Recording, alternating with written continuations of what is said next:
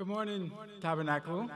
I'm Dr. Linward McCalla, and I'm going to talk to you about some emergency measures we need to have in place for the church because we have so many people coming in and going out every Sabbath and during the week sometimes.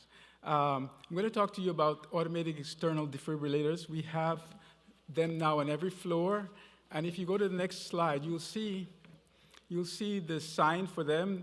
They're right by the elevator, most of them on each floor.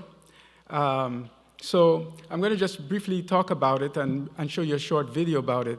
Oh, by the way, I'd also, before I forget, I'd like to thank you all for the award that I was given 2 weeks ago.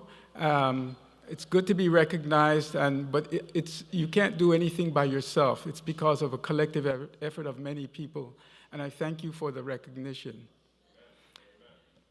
All right, let's go to the next slide. This is what it looks like, the automated external defibrillator. It has a green flashing light here, and that means that it's working properly. And once you open it up, it pretty much looks just like that picture you see on the wall. Okay? I'm going to show you now a short video on it. Go ahead and show the video, please.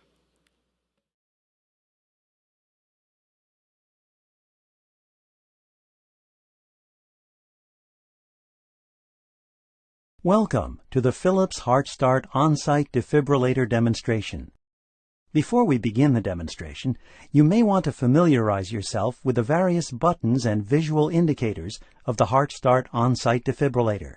Cartridge handle. To activate the defibrillator, pull the cartridge handle.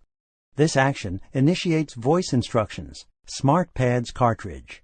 The Smart Pads cartridge contains 2 adhesive pads that are peeled from a yellow liner and placed on the patient's skin as indicated by the pictures on the pads. Audio speaker. Voice instructions guide the user through the process and are paced to correspond with the real-time actions of each unique user. Shock button. The orange shock button flashes when a shock is advised. Press the button to deliver the shock. Caution light. The caution light indicates that the defibrillator is analyzing the patient's heart rhythm and that no one should touch the patient. Information button. When flashing, press the blue information button for additional information, such as CPR coaching. On-off button. In addition to activating the device by the cartridge handle, the device can also be activated by pressing the easy-to-locate green on-off button. Ready light. The ready light indicates the defibrillator has passed its last self-test and it is ready for use. Battery. The defibrillator is powered by a 4-year lithium manganese dioxide battery. Now that you are familiar with the defibrillator, we will begin the demonstration. Pull on the handle to activate the defibrillator. Lift the protective cover up and away. By doing this, the device will guide you through the rescue process. Begin by removing all clothing from the patient's chest. Cut clothing if needed. When patient's chest is bare, remove protective cover and take out white adhesive pads. Look carefully at the pictures on the white adhesive pads. Peel one pad from the yellow plastic liner. Place pad exactly as shown in the picture. Press firmly to patient's bare skin. When the first pad is in place, look carefully at the picture on the second pad. Peel the second pad from the yellow plastic liner. Place pad exactly as shown in the picture. Press firmly to patient's bare skin. No one should touch the patient. Analyzing. No one should touch the patient. Analyzing. Shock advised. Stay clear of patient. Press the flashing orange button now. Deliver shock now. Shock delivered. Be sure emergency medical services have been called. It is safe to touch the patient. Begin CPR.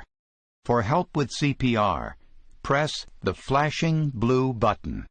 Place the heel of one hand in the center of the chest, between the nipples. Place your other hand on top of the first. Push the chest down firmly 2 inches. Keep time with the beat.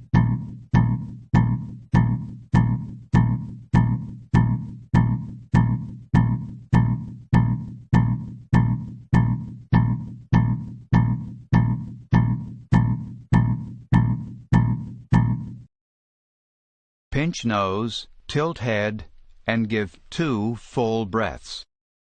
Breathe. Breathe. Continue with compressions.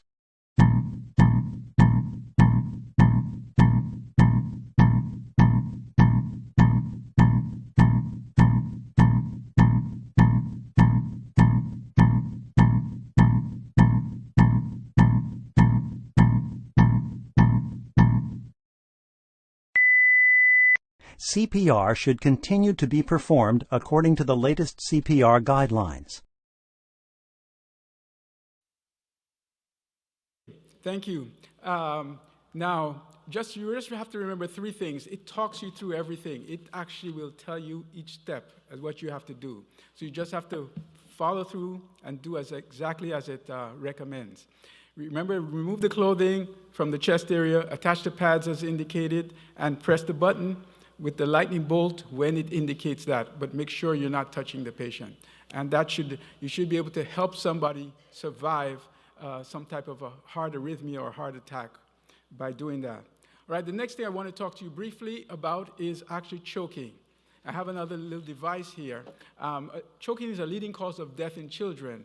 And actually, in those over age 65, it's also a leading cause of accidental death. 5,000 deaths yearly. 1 child dies every 5 days from choking. Choking leads to 100,000 visits to the ER yearly. More people die from aspirating than die in fires, drowning, or accidental shootings. You just don't hear it on the news, but that's what's happening. So we need to be aware of that. And this little device can actually help you. I got one for myself. Actually, I have one in each car, 2 in the house, and I had one delivered to my son's home. In 0 to 4 minutes, brain damage is unlikely if a person is not breathing or is choking. But in 4 to 6 minutes, brain damage is possible. 6 to 10 minutes, brain damage is probable. And in 10 minutes plus, it's probably brain death. So we have only a short period of time to act. Average emergency room response time is 7 to 12 minutes. And that's pretty fast, but still, if you have a loved one laying there on the ground, you have to do something. Okay? Of all choking deaths in 2000, this is going back many years back, but it was relevant to today. 41% were caused by food, 51% by non-food items like balloons. And we don't think about balloons. We love balloons around our kids, but we have to be aware that that's a very serious choking hazard for children. Okay? So monitor them if they're around balloons. Candy is associated with 19% of ER visits for aspiration emergencies, 65% due to hard candy, 35% to gummy bears, chocolate, caramel, the other types of candy. Coins were responsible for 18% of the ER visits for children ages 1 to 4 years. Okay, there's something called a LifeVac, and this is the LifeVac here. That's a picture of it, and this is what I had delivered. When I found out a friend of mine was in a restaurant, somebody was choking. He ran out to his car, grabbed this, came into the restaurant, and they were trying to do the Heimlich. It wasn't working. One time, he did this, boop, and it popped out. This thing works. And after that, I bought, like I said, one for myself, my car. This one I kept in my car, but we have them here on each floor in the church. Okay, so just be aware of that. We have one exactly where the AED monitor is located. So there shouldn't be any issue like that here in our church. Okay, essentially, show the short video, please, the next video. Parents, did you know that choking was the #1 cause of accidental death in our school systems today? A child will choke to death once every 5 days.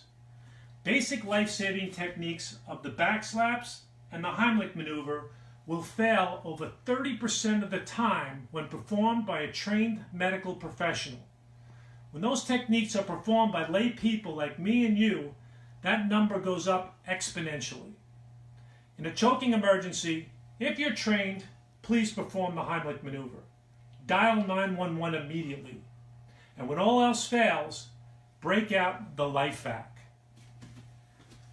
I have in front of you some very popular foods for kids: grapes and hot dogs. They're popular, but they're dangerous because of the size of the food and the small windpipes that children have. In a choking emergency, LifeVac is as simple as place, push, pull. The LifeVac home kit comes with a LifeVac unit, a pediatric mask, an adult mask, and a test mask with instructions. I've taken a hot dog today, and I have fully obstructed the upper airway. If I take a pediatric mask and put it on the LifeVac, I place, push, and pull, and the obstruction is removed. In a choking emergency, brain damage will occur after 4 minutes of an airway being obstructed. I beg of you, go to LifeVac.net today or Amazon and purchase a LifeVac home kit to protect your loved ones. Thank you. Works, and I've had a friend who actually was able to save someone because of it. The last slide says, I have here, it says, support our children and young people. We all need someone to hold the ladder when we are reaching for our dreams. So let's try to hold the ladder for our young people. Thank you.